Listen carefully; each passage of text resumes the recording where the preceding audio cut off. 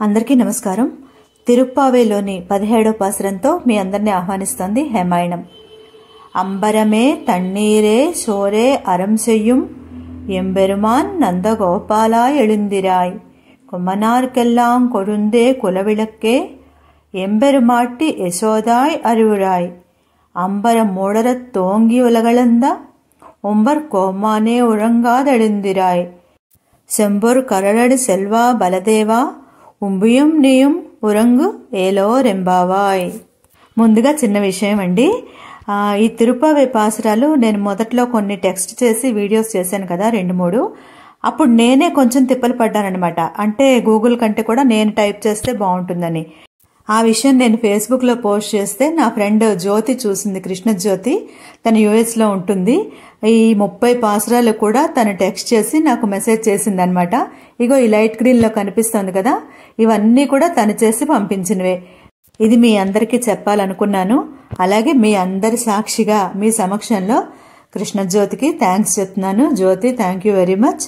ఇంక పాసురంలోకి వెళ్దామా. నిన్న 16వ పాసురంలో ఆండాళ్ తల్లి, ఆమె బృందం అందరూ కలిసి, గోదా గోష్ఠి అంతా కలిసి నందగోపుని భవనం దగ్గరికి చేరుకున్నారని చెప్పుకున్నాం. కావలి కాసేవారిని అడుగుతున్నారు లోపలికి పంపించమని. ఈ రోజైతే మనకి లోపలికి వెళ్ళిపోయినట్టు తెలుస్తోంది. అంటే కాపలాదారు అనుమతించినట్లు, వీళ్ళు లోపలికి వెళ్ళినట్లు మనకు తెలుస్తోంది. సరాసరి నందగోపుని శయ్య దగ్గరికి చేరుకున్నారన్నట్టుగా కూడా మనకు తెలుస్తోంది.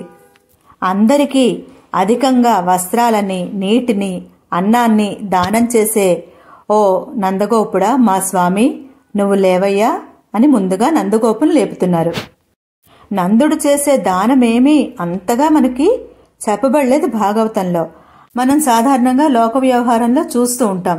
ఏంటంటే ఒక ఫలానా ఇంటికి చెందిన పిల్లలంటే ఒక బ్రాండ్ అన్నట్టు ఉంటుంది. ఆహా, మీ పిల్ల అయితే చూసుకోక్కర్లేదు, కళ్ళకద్దుకొని చేసుకోవచ్చు, మీ పిల్లడా అయితే ఇంక తెలుసుకోక్కర్లేదు అంటూ ఉంటాం. ఎందుకలా అంటామంటే తల్లిదండ్రులు అలాంటి నియమాలను పాటించిన వారు కాబట్టి పిల్లలకు కూడా అలాంటి నియమాలు, లక్షణాలు వస్తాయని మనం ఊహిస్తాం. కాబట్టి దానికి ఒక బ్రాండ్ వాల్యూ ఉంటుందన్నమాట. మనం ఏదడిగినా ఇచ్చేవాడు పరమాత్మ కాబట్టి, ఆ పరమాత్మ తండ్రి నందుడు కాబట్టి పరమాత్మకి ఈ గుణం నందుడి వల్లే, తండ్రి వల్లే వచ్చింది అని మనం సాధారణ అర్థంలో చెప్పుకోవచ్చు.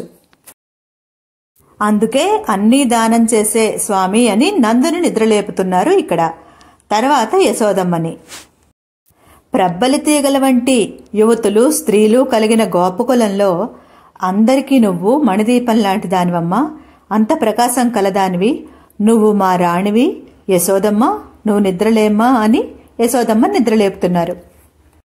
ఆకాశం చీలిపోతుందా అనేలాగా ఆకాశ మధ్యంలో కాలు పెట్టి లోకాలను కొలిచిన ఓ పరమాత్మ, దేవతలందరికీ నువ్వే రాజువి, దేవతలందరికీ నువ్వే దిక్కువి, నువ్వు కూడా నిద్రలేవయ్యా అని కృష్ణ పరమాత్మ నిద్రలేపుతున్నారు.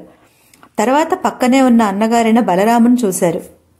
ఎర్రని బంగారు కడియాన్ని ధరించిన ఓ బలదేవా, మేమందరం వచ్చాము, ఇంక నిద్రించడం తగదు, నువ్వు తమ్ముడు ఇద్దరూ కూడా లేచిరండి అని ఈ పాసురంలో నందగోపునకు, యశోదకు, కృష్ణ పరమాత్మకు, బలరామునకు మేలుకొలు పాడుతున్నారు గోదాగోష్ఠి. ఈ పాసురంలో ఈ నలుగురిని మేలుకొలపడం వెనక వేరే అర్థాన్ని అనుగ్రహిస్తారు ఆచార్యులు, పెద్దలు. ఏంటంటే ముందుగా నందగోపును మేలుకొల్పారు అంటే నందగోపుని కటాక్షం కావాలి. నందగోపుడంటే ఆచార్యుడు అనమాట. ఆచార్యుడంటే మనకి మంత్రాన్ని ఇచ్చేవాడు. ఆ మంత్రం ఎవరు? యశోదమ్మ. తర్వాత వెంటనే యశోదమ్మ నిద్ర మేలుకొల్పారు. అంటే ఆచార్యుని ద్వారా మంత్రోపదేశం పొందారు. తర్వాత కృష్ణ పరమాత్మను మేల్కొల్పారు. అంటే ఆచార్యుడు అనుగ్రహించిన మంత్రం ద్వారా మంత్రార్థాన్ని తెలుసుకున్నారు అని. మరి మంత్రార్థాన్ని ఒక్కటి తెలుసుకుంటే సరిపోదు, భాగవత గోష్ఠిని కూడా మనం సేవించాలి. అప్పుడే పరమాత్మ సంతోషిస్తాడు, మనల్ని అనుగ్రహిస్తాడు అని తెలుసుకొని తర్వాత బలరాముని లేపారు గోదాగోష్ఠి.